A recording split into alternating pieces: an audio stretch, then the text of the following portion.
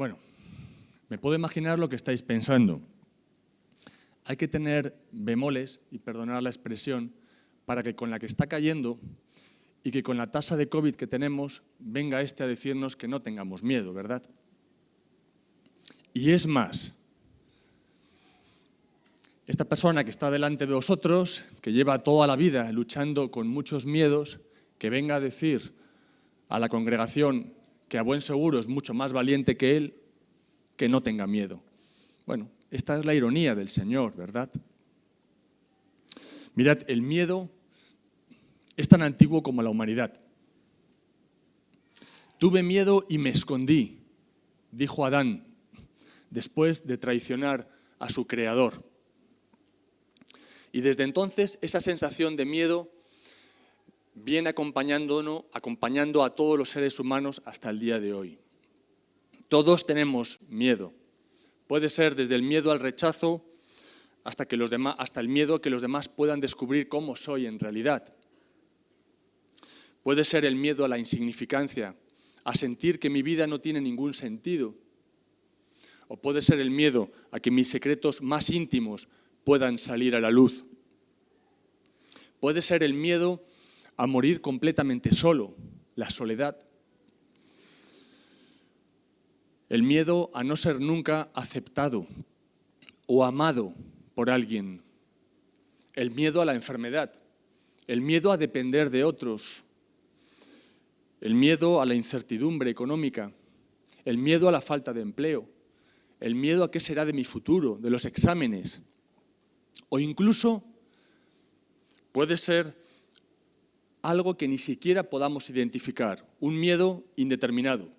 No sabes por qué tienes miedo, ni a qué se puede deber, pero sabes que lo tienes. Jamás ha habido tanta gente enferma por miedo, si se puede decir así, ¿verdad? El miedo, sabéis, que da paso a la ansiedad, que es algo que te consume por dentro, que te impide dormir, que hace que no puedas pensar con claridad, que produce impaciencia, que te roba la paz, que te hace creer que Dios no tiene el control de tu vida, que estás completamente solo y que por tanto todo depende de ti. Es interesante que en el relato bíblico sobre la primera Navidad, solamente en los evangelios de Mateo y de Lucas, se pronuncia 4 veces la expresión no temáis, no tengáis miedo.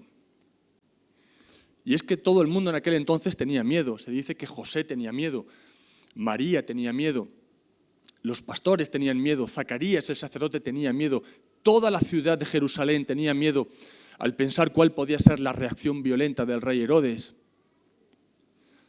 Pero han pasado más de 2000 años y todos seguimos luchando con muchos miedos. No es para menos. Vivimos en un tiempo de gran incertidumbre y temor. No hay más que leer los titulares de este año 2021, ¿verdad? La continuación de una pandemia que ha dejado ya miles de vidas, inundaciones, incendios de una intensidad jamás vista, volcanes que arrasan con todo, terrorismo del Estado Islámico, la precariedad laboral, las injusticias, la tragedia de los refugiados, la violencia de género, la violencia en las calles, padres que asesinan a sus propios hijos. Para muchísimas personas, estas Navidades serán de todo menos unas felices Navidades. Serán unas Navidades cargadas de incertidumbre, de temor, de parálisis. Serán, en definitiva, unas Navidades cargadas de tristeza. Y paradójicamente, nosotros como cristianos somos portadores de un mensaje navideño cuya esencia es no tengáis miedo.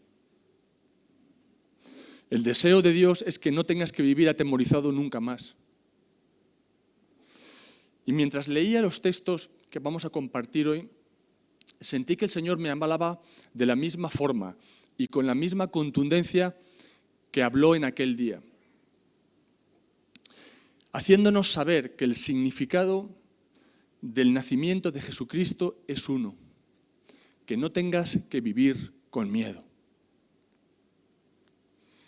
¿Qué hubo en aquella primera Navidad para que el ángel lo tuviera que repetir tantas veces? O haciendo la pregunta de otra forma, ¿qué es lo que hay en el nacimiento de Jesucristo que ahuyenta nuestro miedo, que ahuyenta el miedo en nuestra vida personal?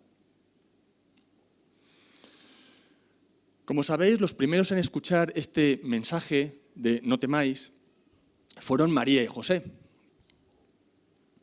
Debemos entender un poquito más de su situación para entender sus miedos. Permitidme que os explique un poquito más el contexto que estaban viviendo María y José. Como en la mayoría de las épocas y las culturas humanas, el matrimonio de María y José había sido concertado por sus padres cuando estos aún eran niños, ¿verdad? Pasados los años, si este compromiso no se había roto por ninguna de las partes, llegaba lo que se conocía como el día de los desposorios, donde el compromiso ya se hacía legal. Y a partir de aquel momento, el compromiso de los novios era firme, ratificado ya por los ancianos del pueblo, por muchos testigos. Mirad, ese compromiso era tan solemne que, de alguna manera, María y José eran considerados ya marido y mujer y no podían separarse sino ya mediante un divorcio legal. Sin embargo, todavía no se había celebrado la boda. Después de los desposorios, cada uno volvía a casa de sus padres y allí vivía durante un año más. Durante ese año, pues no había contacto físico entre ellos y obviamente las relaciones sexuales quedaban para después de la boda. Precisamente ese año de los desposorios existía para asegurarse que la novia no estaba embarazada. Si durante aquel periodo de un año se detectaba que la novia estaba embarazada, el castigo, según la ley, era muy duro. Aunque es verdad que con el paso de los siglos se habían ido añadiendo excepciones y modificaciones a la ley del Antiguo Testamento.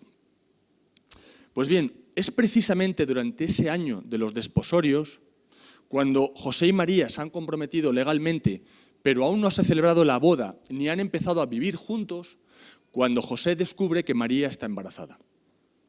Vamos a leer el primero de los textos,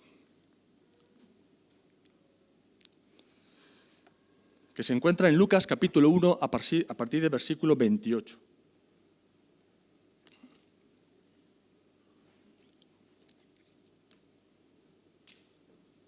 Dice así: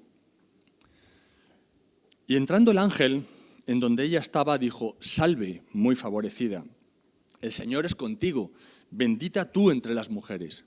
Mas ella, cuando le vio, se turbó por sus palabras y pensaba: ¿qué salutación sería esta? Entonces el ángel le dijo: María, no temas, porque has hallado gracia delante de Dios, y ahora concebirás en tu vientre y darás a luz un hijo, y llamarás su nombre Jesús. Este será grande y será llamado Hijo del Altísimo. Me pregunto cuánto duraría el silencio que siguieron a estas palabras. Te voy a rogar que por un momento te pongas en la piel de María. Sabes que no has sido infiel a José.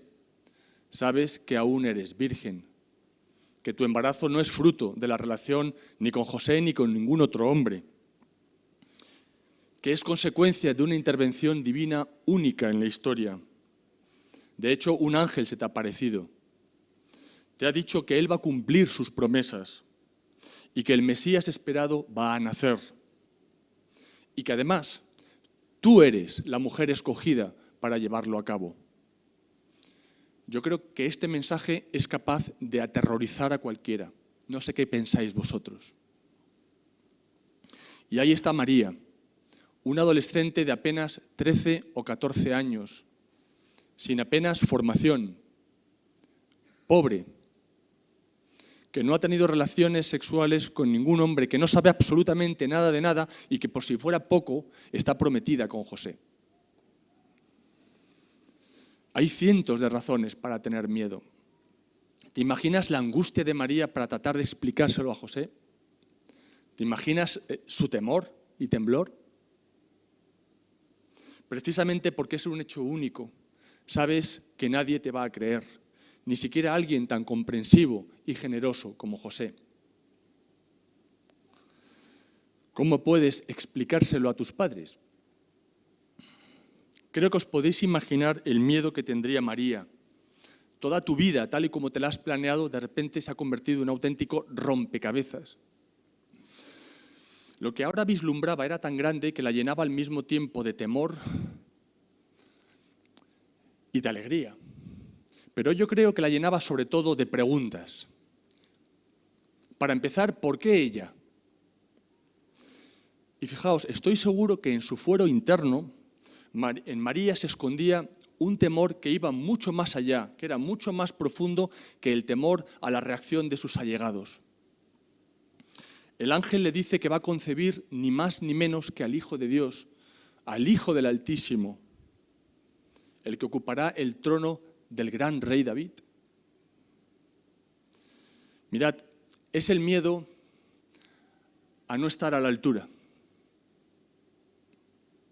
El miedo a no ser la persona adecuada. Dios ha decidido bendecirte y usarte. Pero es que estas noticias son absolutamente intimidantes. El destino del mundo pendía de un hilo, pendía de ella. Sabía que desde aquel momento ella dejaba de pertenecerse. El miedo a no estar a la altura. Y ahora te voy a pedir que te pongas en la piel de José. ¿Qué dirías, o más bien, qué pensarías si tu novia te dice que está embarazada? Sabes que no ha tenido relaciones con ella. Supondrías lo peor, ¿verdad? Pero no. Luego ella te mira fijamente a los ojos y te dice, mira, cariño, que ha sido un milagro, que un ángel me avisó que esto iba a ocurrir, que el hijo que espero es el fruto del Espíritu Santo de Dios. Apaga y vámonos, ¿verdad? Probablemente pensarías que esta chica que tenías por, pura y fiel, además de una inmoral, o bien es una embustera o es que tiene un serio problema mental. Pero fijaos, aquí se manifiesta la bondad de José. Seguramente pasaría horas, días e incluso semanas de mucha angustia. Estaba convencido de que María le había sido infiel. Por lo tanto, no estaba dispuesto a seguir adelante con aquella boda, ni por supuesto recibirla en su casa. Amaba a María. Desde hacía tiempo la había tenido por su prometida y esposa. Conocía sobradamente su buena reputación de amable delante de todo el pueblo. Le costaría muchísimo asimilar la noticia de su infidelidad. No casarse con ella echaba por tierra todas sus ilusiones, imagino, todas sus esperanzas. Pero fijaos, por otra parte, no hacer nada sería muy comprometedor para él. ¿Qué pensaría todo el pueblo cuando el embarazo de María llegara a ser evidente? ¿Qué tenemos aquí? Aquí emerge el segundo miedo que yo observo en el texto bíblico. El miedo a la desaprobación, el miedo al qué dirán. Vamos a leerlo, vamos a leer el texto. José, su marido, como era justo y no quería infamarla, quiso dejarla secretamente. Y pensando en él en esto, he aquí un ángel del Señor le apareció en sueños y le dijo, José, hijo de David, no temas recibir a María, tu mujer, porque lo que en ella has engendrado del Espíritu Santo es. Vaya un punto por delante, interesante. Fijaos lo que dice el texto respecto a José, que como era justo y no deseaba infamarla, afrentarla, difamarla, quiso dejarla secretamente.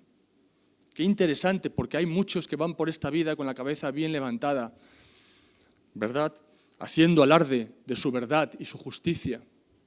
que no hubieran dudado ni por un momento en denunciar a María, eso sí, en honor a la verdad y para proteger también su propia reputación. Pero ser justo en un sentido bíblico no es solo una cuestión de la verdad, es una cuestión también de la justicia, de la bondad, de la misericordia, del amor. Así que José, en lugar de denunciar públicamente a María, se divorcia de ella secretamente. Así no va a justificar tan fácilmente su propia reputación, pero al menos le va a ahorrar a María la vergüenza de un escándalo público. Y cuando José ya ha tomado su decisión, algo ocurre que le impide ponerla en práctica. Él, que ha sido ofendido en su honor por la mujer a la que ama, ya sabéis cómo eran las culturas antiguas con eso del honor, ¿no? Decide seguir adelante con aquel matrimonio. Y no olvidemos que recibir a María en su casa es tanto como confesar la paternidad del hijo que María espera. ¿Te puedes imaginar el miedo que sentiría José a la desaprobación general de todos, incluyendo sus propios padres? José ha recibido la mayor bendición que un hombre puede tenernos, convertirse en el padre humano del Hijo de Dios, siempre y cuando esté dispuesto a sobrellevar el rechazo o la desaprobación general de todos los que él aprecia, de todo el pueblo. Y José toma una decisión. Voy a hacer lo que es correcto. No voy a hacer caso de lo que la gente diga o piense. Hemos hablado de María y el miedo a no estar a la altura, a no creer que pueda ser la persona adecuada, el miedo de José, el miedo a la desaprobación, el miedo al qué dirán. Pero no olvidemos que tanto María como José estaban a punto de empezar una vida en común, ¿verdad? Con todos los planes y sueños que suelen hacerse. Y de repente todos esos planes se han venido abajo como si fuera un castillo de naipes. Y han sido sustituidos por otros planes que parecen venidos de otra galaxia. De hecho, estando María ya en un estado avanzado de embarazo, recordad, tienen que salir hacia Belén, porque sale un edicto imperial que les dice que tienen que empadronarse en su lugar de nacimiento, tienen que desplazarse a Belén. Y estando en Belén, tienen que salir corriendo con lo opuesto, porque son avisados de que Herodes pretende matar al niño. Y huyen a Egipto, un país extraño para ellos, un empezar completamente de cero.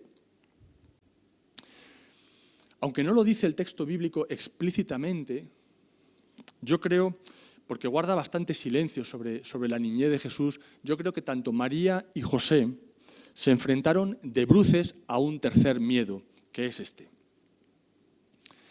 El miedo a lo desconocido, el miedo a los cambios. A ver, ¿por qué no podían ser como las demás parejas? José tiene que abandonar su taller de carpintería en Nazaret, pero ¿de qué vamos a vivir?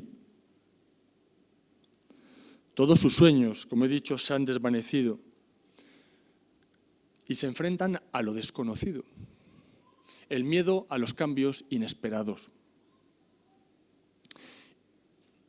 Y por último, en los relatos evangélicos, Lucas incluye un relato muy interesante. Es el anuncio que el ángel del Señor le hace al sacerdote Zacarías cuando estaba ministrando en el templo.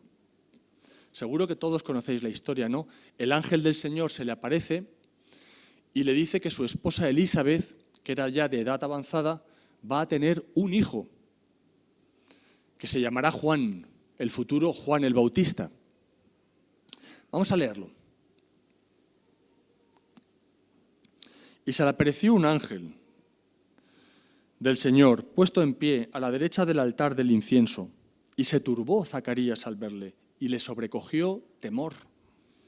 Pero el ángel le dijo: Zacarías, no temas, porque tu oración ha sido oída, y tu mujer Elizabeth va a dar a luz un hijo, y llamarás su nombre Juan.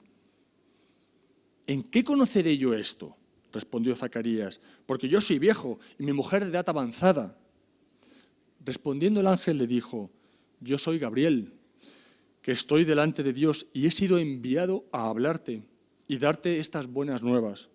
Y ahora quedarás mudo y no podrás hablar hasta el día en que esto se haga, por cuanto no creíste mis palabras, las cuales se cumplirán a su tiempo. No me quiero extender mucho con Zacarías, simplemente decir que era un hombre de fe, ¿verdad? Pero era demasiado viejo como para soñar todavía con tener un hijo.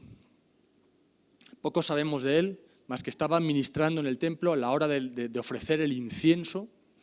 Se le aparece este ángel y le anuncia el nacimiento de un hijo. Ojo, un hijo por el que había orado tantísimo. Y además le dice que será un gran profeta. Pero Zacarías no se lo podía creer. Da la sensación que Zacarías responde al mensaje del ángel diciendo, no sé de qué me estás hablando. Yo ya no oro por un hijo. He orado durante muchísimos años, pero ya no. Somos demasiado viejos. Me di por vencido hace mucho tiempo. Ya no podía creer. De hecho, ni podía ni quería. Porque intuyo que temía volver a sentirse decepcionado con Dios. ¿Os habéis sentido alguna vez así? Este sería el cuarto miedo. El miedo a sentirse decepcionado por Dios. Se había sentido así tantas veces que ya no quería creer. Es que no tenía fuerzas para volver a confiar en Dios. No quería albergar esperanzas de nuevo. No voy a volver a ilusionarme otra vez. El ángel entonces le dice que permanecerá mudo hasta el cumplimiento de esta promesa. Y cuando el niño nace por fin, vemos a un Zacarías desesperado pidiendo una tabla para poder escribir el nombre del hijo. Se debe llamar Juan, como había dicho el ángel, y no Zacarías, como todos le querían poner. Juan, como su nombre indica, gracia de Dios. El miedo o temor a sentirse decepcionado con Dios. ¿Te sientes identificado con algunos de estos miedos? Si no con estos, con otros. Nos pasamos la vida, ¿verdad?, luchando contra los miedos. Yo creo que con el primer miedo todos podemos identificarnos fácilmente, ¿no? ¿Estaré a la altura de las circunstancias? ¿Seré lo suficientemente bueno? ¿Seré apto para la vida que el Señor quiere para mí? Muchas veces esto se traduce en una actitud de derrota. Ni lo voy a intentar. No voy a luchar por ello. Porque no soy el adecuado, porque no soy lo suficientemente bueno, ni guapo, ni inteligente. Y ya en el ámbito eclesial, no tengo los dones. Hay mucha gente que lo va a hacer mejor que yo. También nos podemos identificar fácilmente con el segundo miedo, ¿verdad? El miedo a la desaprobación. La pregunta que se me ocurre es, ¿a qué tipo de desaprobaciones le tienes verdadero pánico? Pero claro, la pregunta se puede reformular de otra manera. ¿Para qué tipo de aprobaciones o aplausos estás viviendo en este momento? Respecto al tercer miedo, el miedo a los cambios inesperados, ¿qué te voy a decir? No me gustan para nada los cambios. A mí me encantaría que la vida fuera una línea constante, pero la vida es cambio. Y si te estresan los cambios, vas a estar estresado toda tu vida, porque todo cambia, día a día, año tras año. Además, creo que el miedo a los cambios esconde otro miedo que es más difícil de distinguir, que es el miedo a perder el control. Tú no eres Dios, no puedes controlarlo todo. No puedes controlar especialmente todo lo que se cierne sobre tu futuro, esa incertidumbre. Mirad, una persona que está confiado, segura en su relación con Dios, que no teme lo que el futuro le pueda deparar, no necesita controlar nada. No necesita controlar a los demás, sus opiniones, sus comportamientos, lo que digan, porque no está preocupado por la pérdida de control. Y por último, ¿qué del miedo a sentirte decepcionado con Dios? Muchas veces se manifiesta en cosas que oímos a menudo, ¿no? Frases como: no voy a dejar que ninguna persona se vuelva a acercar a mi vida. No voy a volver a intentar nunca más alcanzar ese sueño. Tengo miedo de creer. Tengo miedo de confiar. Me siento tan decepcionado con Dios que tengo miedo de entregarle mi vida. No tengo ya fuerzas para creer y para tener esperanza de nuevo. ¿Qué respuesta podemos dar? Aquí es donde es fácil caer en los consejos de autoayuda, ¿verdad? Para vencer los miedos. A ver, mira dentro de ti mismo, racionaliza tus miedos, ¿no? Cuida tu autoestima. Practica técnicas de relajación, mantente motivado, etcétera, etcétera. Muchas de estas cosas son buenas, tienen incluso su base bíblica, pero están demasiado centrados en nosotros mismos. La Biblia, sin embargo, no tiene recetas mágicas, pero es muy interesante. Sí afirma que Jesucristo ofrece una salida, una forma de vivir sin temor. En los textos que hemos leído encontramos ya algunas claves. Fijaos, en el primer texto, Lucas 1:38. Entonces María dijo: he aquí la sierva del Señor. Hágase conmigo conforme a tu palabra. ¿Qué significan esas últimas palabras de María? ¿Podría ser algo como esto? Señor, estoy llena de temores, pero no quiero luchar contra tu propósito en mi vida. Así que quiero poner hoy delante de ti, todos mis miedos, todas mis inquietudes, todos mis malos presentimientos.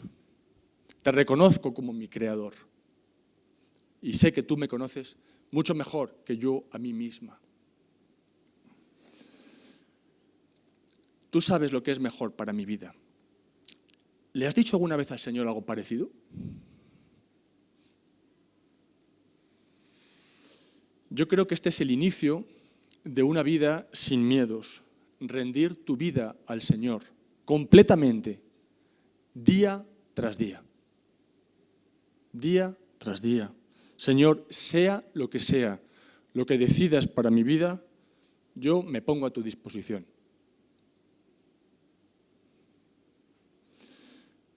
El siguiente texto me ha resultado muy difícil, pero yo creo que tiene algo. Hay que reflexionar un poquito más. Vamos a leerlo. Y pensándole en esto, he aquí un ángel del Señor le apareció en sueños y le dijo: José, hijo de David, no temas recibir a María, tu mujer, porque lo que en ella es engendrado del Espíritu Santo es, y dará a luz un hijo, y llamarás su nombre Jesús, porque él salvará a su pueblo de sus pecados. Él salvará a su pueblo de sus pecados.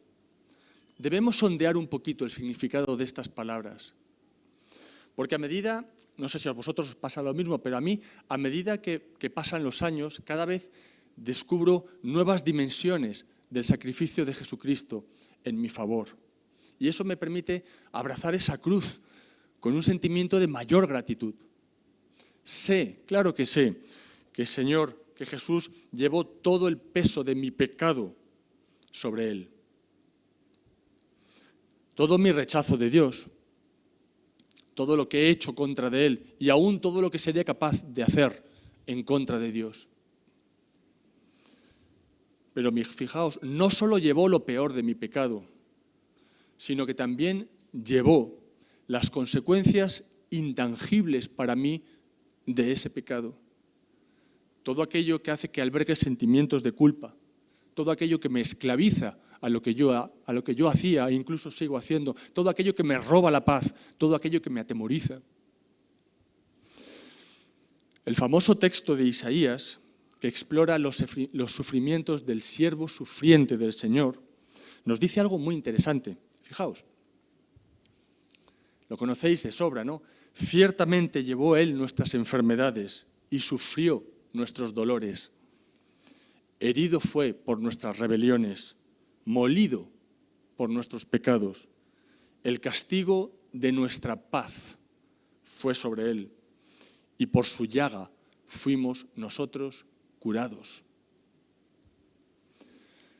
Fijaos que Jesús conocía perfectamente estos textos de Isaías. Tuvo que lidiar con este tipo de pensamientos prácticamente desde que tenía uso de razón, que hablan de sufrimiento, de separación de Dios, de sacrificio. Pero ¿cómo puede alguien crecer con este tipo de pensamientos en la cabeza? Sabía que en su momento de mayor necesidad y dolor, su padre ya no estaría allí. No habría respuesta a ningún clamor. No habría ningún consuelo para él. Y esa ansiedad y estrés la sufrió Jesús para que ni tú ni yo tengamos que sufrirlas solos. Lo que el texto bíblico nos comunica es que Jesús también ha pagado por nuestro estrés y nuestra ansiedad, porque ciertamente llevó Él nuestras enfermedades y el precio de nuestra paz fue sobre Él. Por eso el testimonio del Nuevo Testamento, tan importante, es que aprendamos a descargar nuestra ansiedad sobre el Señor. No solo nuestro pecado, confesar nuestro pecado, sino también nuestros miedos, nuestro estrés. Como dice el apóstol Pedro, ¿no? Echando toda vuestra ansiedad sobre Él, porque Él tiene cuidado de vosotros. Gracias a que Jesús pasó por esa experiencia de completo abandono de Dios, tú no tienes que pasar por ella, porque el castigo de tu paz fue sobre Él. Por tanto, no estás solo. Eso es lo que significa la Navidad. No temas, porque Dios ha irrumpido en el mundo, Dios ha irrumpido en tu vida. Y a partir de ahora, el mundo es para ti un lugar diferente. A pesar de todas las adversidades, porque la presencia de Dios está contigo. Jesús mismo quiso que fuéramos muy, muy conscientes de su presencia entre nosotros. Fijaos las palabras de despedida. A ver. Vaya, no tengo el versículo, pero las conocéis. Y he aquí, yo estoy con vosotros todos los días, hasta el fin del mundo. Así se despidió Jesús. Por tanto, y esto sí que es un consejito que me hago yo a mí mismo y os hago a vosotros, deja de escuchar y alimentar tu cabeza con todo aquello que te infunde temor, aunque sea de una forma inconsciente. Lo que encontramos en la Biblia, y especialmente en los Salmos, es que debes enfocarte en Dios, que debes llenar tu mente de la palabra de Dios, que tienes que llenar tu mente de alabanza, de oraciones que, como decía Juan Blake, te hacen mirar hacia arriba. ¿Por qué? Porque la alabanza es lo opuesto al pánico y la adoración es lo opuesto al temor. Cuando temes es porque toda tu atención está centrada en ti mismo. Ay, ay, ay, ¿cómo me siento? ¿Verdad? ¿Qué pensarán de mí? ¿Seré capaz? ¿Estaré a la altura de hacer esto? ¿Por qué el Señor se ha olvidado de mí? Y la Biblia te dice que te enfoques en el Señor. Porque cuanto más cerca estés del Señor, más confiado estarás en la vida. Y cuanto más te alejes de Él, más te acecharán entonces tus miedos, tus inquietudes, tus malos presentimientos. Es lógico, cuanto más te alejas del Señor, más depende todo de ti mismo. Esto fue lo que hicieron tanto María como Zacarías, ¿verdad?, en sus momentos de mayor temor. Y así lo refleja la Biblia. Compusieron salmos de alabanza. Fijaos, si los conocéis. María dijo: mi alma engrandece al Señor y mi espíritu se regocija en Dios mi Salvador, porque ha mirado la humilde condición de esta, su sierva.